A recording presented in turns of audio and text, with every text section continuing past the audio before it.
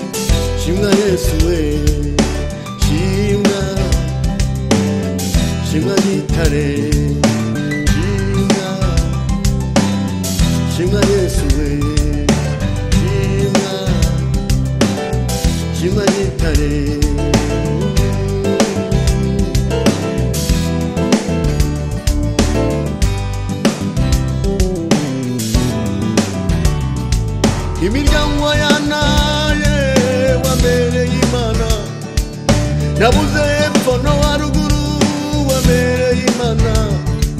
Imiryango yanaye wamereye Imana, nabuze epfo no haruguru wamereye Imana. Yesu we, Yesu we, panishimwe.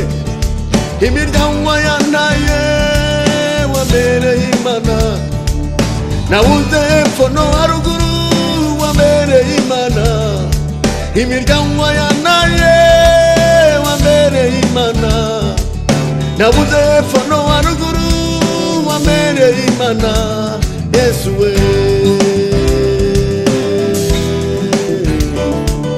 shimwa shimwa Yesu we, shimwa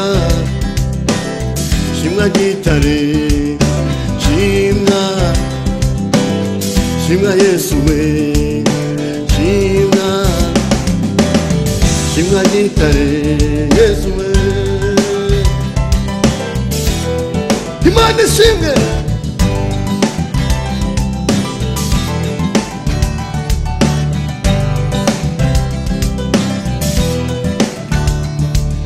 Ni wowe mami biza, ni wowe karuhura, ni wowe utarobanura mana we kubutoni. Ni wowe mami biza, ni wowe karuhura, ni wowe mami biza we utarobanura. Yesu we, ni weza kita manda la mwele sinimo, jene wana prosini mandola.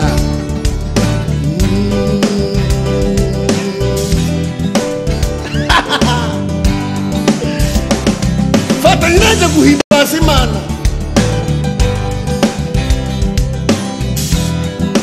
tufatanya kuhimbaza Imana nshuti zanjye.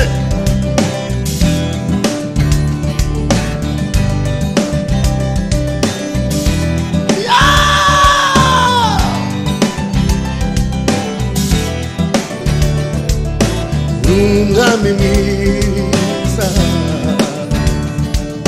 uri inshuti nziza, uri umwami mwiza, uri inshuti nziza, uri umwami mwiza, uri inshuti nziza.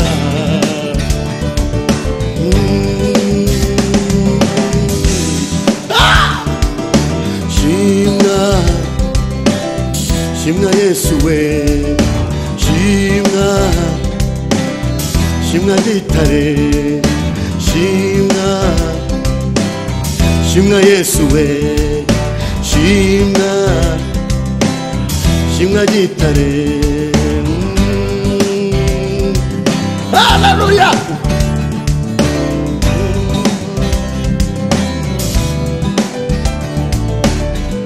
Ha! Uri inshuti nziza. gisa, uri umutabazi, ntabwo udutererana, watubereye Imana nk'Abanyarwanda, wadutinze mu butete turagushimye, amavi yose nagushima Uwiteka, abera bose bo mu isi baguhimbaze, ushimwe Karuhura hana waziriho.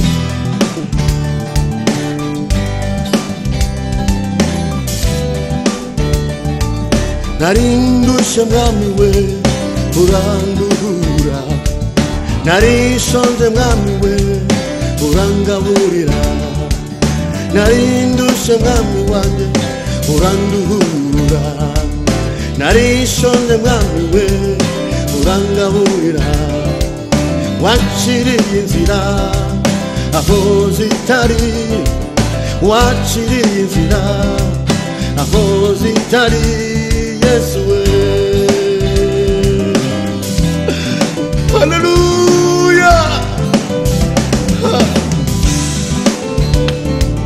Narindushe mwami wanjye uranduhura, narishonje mwami wanjye urangaburira, narindushe mwami wanjye uranduhura, narishonje mwami wanjye urangaburira, Yesu we.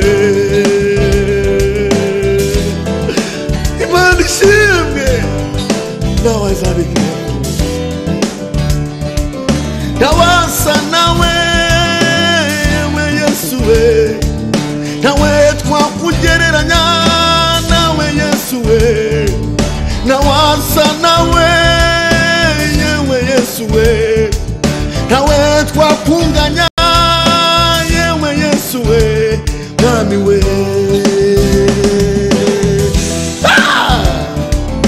Shimwa, shimwa Yesu we, shimwa, shimwa gitare, shimwa, shimwa Yesu we, shimwa, shimwa gitare.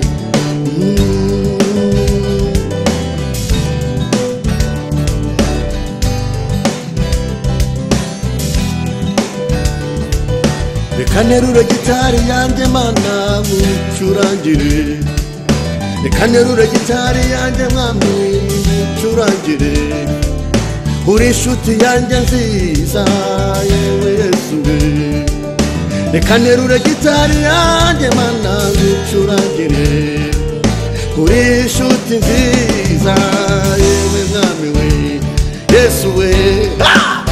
Hallelujah.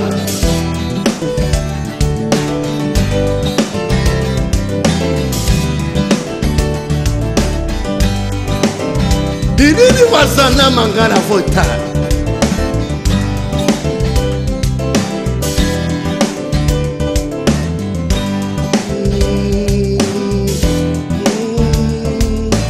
shimwa, shimwa Yesu we, shimwa, shimwa gitare, shimwa, shimwa Yesu we, shimwa, shimwa gitare, mwami mwiza. Yego producer, samura ayo mavuta kajya mu ijuru. Yes, hallelujah. Shimwa, shimwa Yesu we, shimwa, shimwa gitare, shimwa, shimwa Yesu we, shimwa, shimwa gitare, mwami mwiza.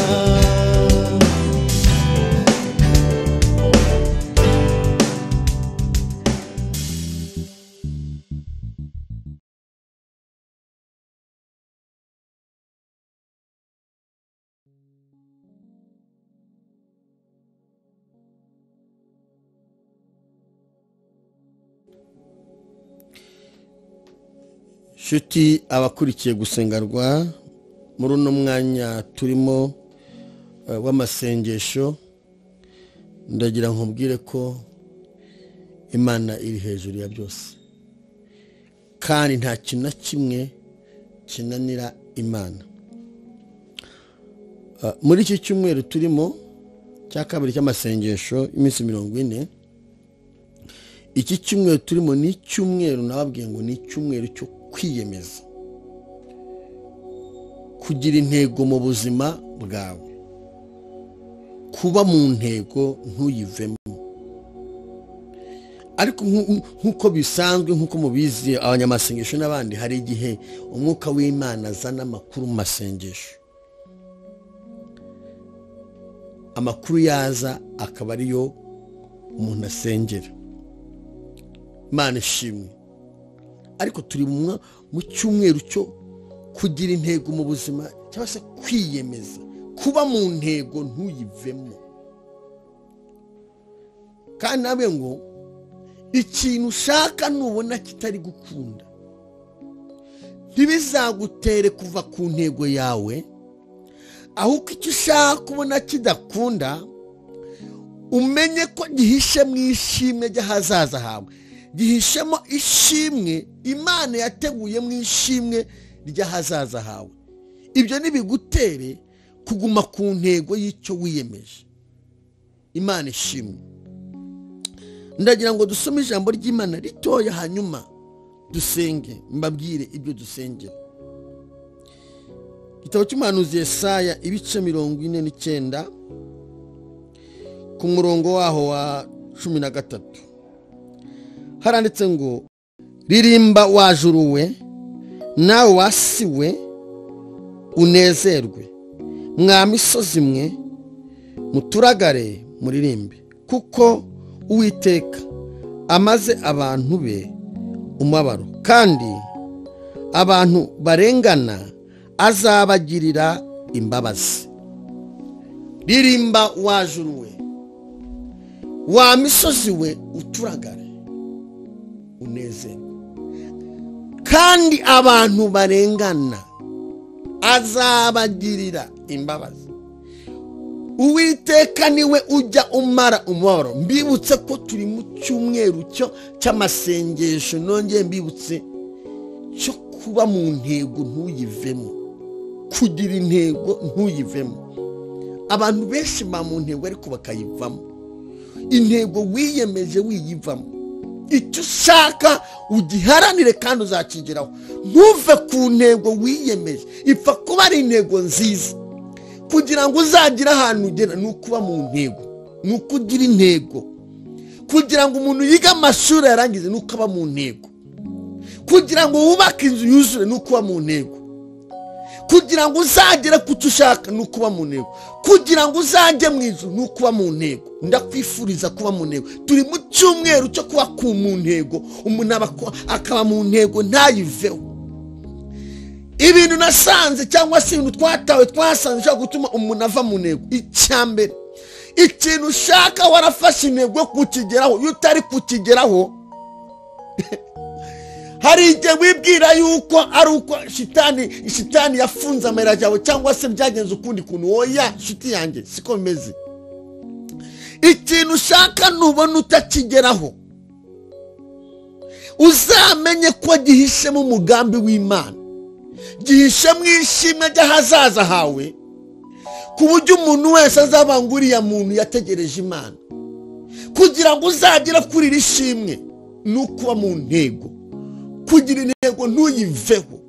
Twabonye abantu bagize intego, twabonye Meshaki, Saduraka na Abedenego bagize intego ibinjiza mu muriro, ariko intego yabo yabagejeje ku ishimwe, bituma umwami Nebukadinezari n'abamwungirije bose n'ibisonga bye byose bivanga Imana ya Saduraka na Meshaki niyo yo gusengwa, kuba mu ntego.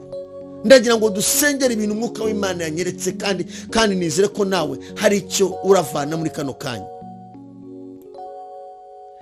Birashoboka ko umaze iminsi wumva ucitse intege, ariko ndakubwiye ngo ndakwifuriza kuba mu ntego ntuyivemo. Ndashaka gusengera umuntu umwuka w'Imana yanyeretse uburwayi bwo mu nda bukomeye. Uburwayi umwuka w'Imana arimo anyereka, warivuje byarananiranye, urivuza ugahora kwa muganga ariko ntiwukira. Akira gukira mu izina rya Yesu. Mu ijuru hari Imana ikiza.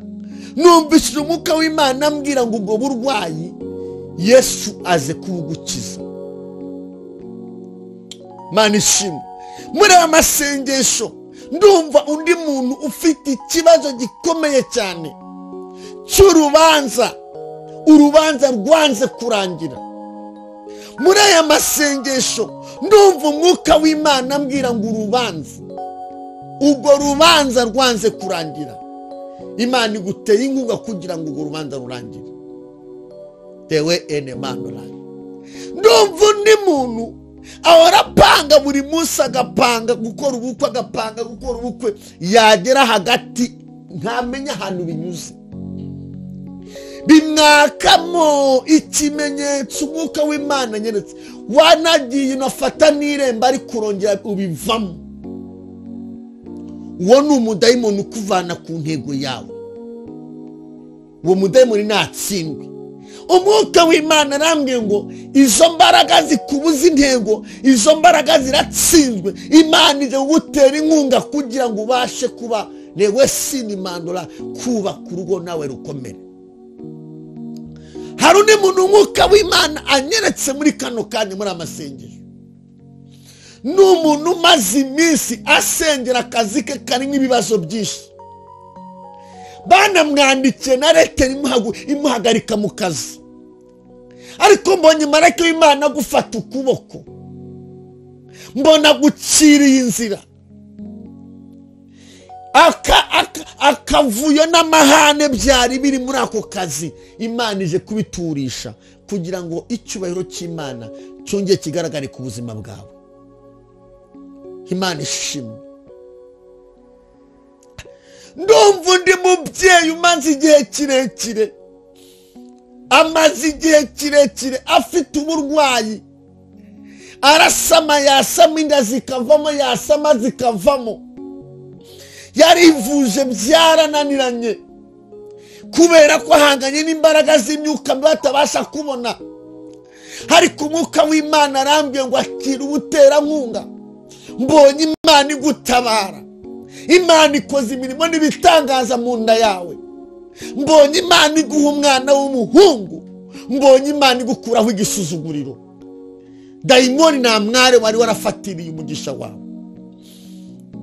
Mana ushimwe, Mana ushimwe. Hari undi muntu umwuka w'Imana anyeretse, najya nkubwire yuko Imana igigaruza ibintu byanyazwe.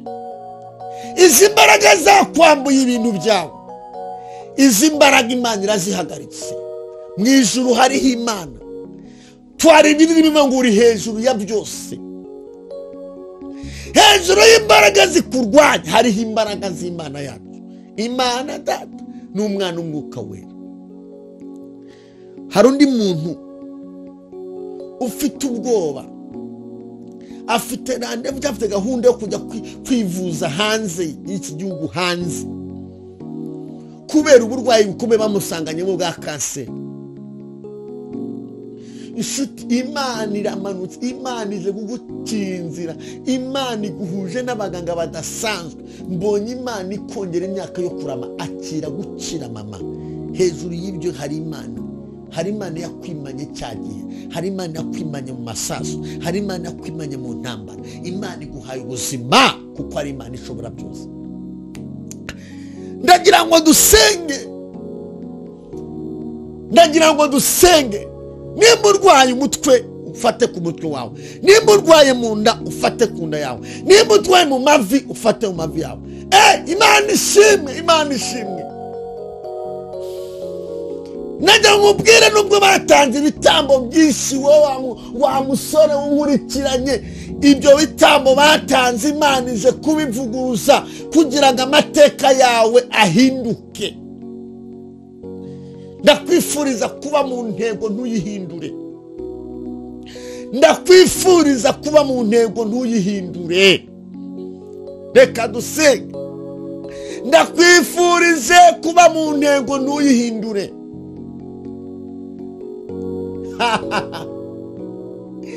Wewe warubatse igeze ahantu heza, dayimoni gutenze kushaka kuyigurisha.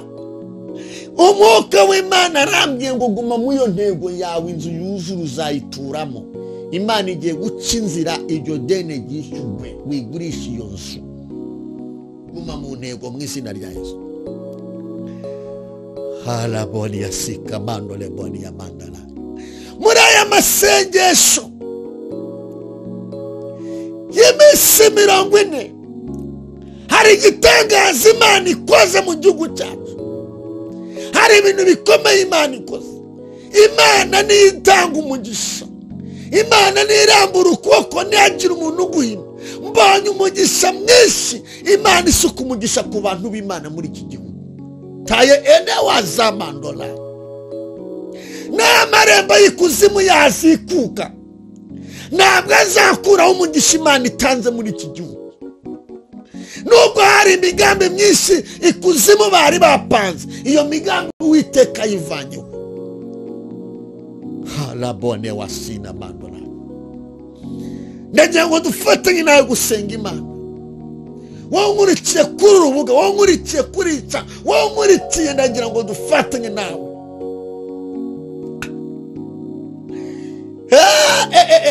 Umva, wirirwa n'inyatsi mu mufuka. Icyo ufashe numenya aho kinyuze. Uwiteka guteye inkunga uri muri icyo gihugu cy'Ububiligi. Uwiteka guteye inkunga. Mbonye Imana ikora igitangaza ku bantu bari hanze y'iki gihugu. Hari igisuzuguro Imana ikuye ku babyeyi bari hanze y'iki gihugu. Hari ikimwaro Imana ibavanyeho. Ni wa elepo tayasini mandala. Mana nagushimye. Reka dusenga Imana. Ijambo ryavuze ngo turagarurire kuko Uwiteka amaze abantu be, kandi abantu barengana azabagirira imbabazi. Wararenganye, warababaye, warambuwe, waratutswe, waranzwe, warashinyaguwe, waribagiranye. Akira imbabazi. Yesu akugirira imbabazi, umukize ku buzima bwawe. Mana mu izina rya Yesu Kristo wa Nazareti, uri Imana y'ububasha, uri Imana ikomeye, uri Jehova Rafa, uri Imana ifite urufunguzo, uri Imana ikuraho igisuzuguriro, uri Imana imara umubabaro, uri Imana ishoboje. Ushoboze buri muntu wese kuba mu ntego. Muri iki cyumweru cyo kuba mu ntego, muri iki cyumweru nasabira buri muntu wese wajya guteshuka ku ntego, ibyagambiriye akabivamo. Iki ni cyumweru cyo kuba mu ntego. N'utaragira intego agira intego mu buzima. Mwami Yesu Kristo, dusengera ibyifuzo byose utweretse. Buri muntu wese ibyo tubashije kuvuga ndeweza mandolayi, n'ibyo tutavuze, uri Kristo, uri umwami w'abami. Ndasenze kugira ngo ufashe abera bose, ufashe igihugu cyacu, newasinimo, utanga umugisha mu gihugu cyacu, ufashe abayobozi, ufashe abayoborwa, ufashe buri muntu wese, ufashe amatorero, ufashe umurimo wawe. Turasenze ngo imbaraga z'umusaraba ziganze. Dusenge abakurikiye gusenga rwabo bari mu bihugu bitandukanye, bari hanze. Hari imbaraga zari zarabafashe, hari imbaraga z'amadeni, hari imbaraga z'uburwayi, hari imbaraga za karande, hari imbaraga z'ubukene, hari imbaraga zo kurata amahirwe. Izo mbaraga turazirukanye muri uyu mwanya. Dufashe muri izo mbaraga. Twirukanye imbaraga z'ubugumba, twirukanye imbaraga z'uruzerero, twirukanye imbaraga za karande muri aya masengesho, twirukanye imbaraga z'umuruho, mwami w'abami we, tugushimiye kuri Imana iciye inzira. Kuraho igisuzuguro. Turasenze gushimiye ko ikirere gikingutse. Uwiteka we, shyigikira umuntu wese, shyigikira umugabo uri muri Amerika, shyigikira umusore uri muri Amerika. Turirukana ziriya mbaraga. Hari igitangaza ukoze. Uri Imana ishobora byose. Iyo watanze umugisha nta muntu utera amahane. Dusabe umuntu wese ngo umuhe amahoro ye, kandi umuntu wese umuha imbaraga, umuntu wese umuhe kunesha. Mwami w'abami, dusabye kugira ngo buri muntu wese umuhe kuba mu ntego, intego umuntu yiyemeje, iyo kukumenya, iyo kugukorera, iyo ko mugambi wawe twe kuyivamo. Buri muntu umuhe kuba mu ntego nziza. Uwiteka urakoze kubikoze, kandi urakoze ko ibi byifuzo ubishobeje, kandi urakoze ko ushyigikiye abantu bawe. Imbaraga z'umusaraba ziganze. Urakoze Mwami kubikoze muri byose, mu izina rya Kristo wa Nazareti, amen. Ndakwifuriza kuba mu ntego yawe. Ibyago gukura mu ntego birahari, ariko ndakwifuriza kuba mu ntego yawe. Kandi nkwifurije ngo umuntu wese umurarike kurikira gusenga rwa umuntu wese bikini kujya uhereza undi muntu, ndagutumira ngo kurikire aya masengesho.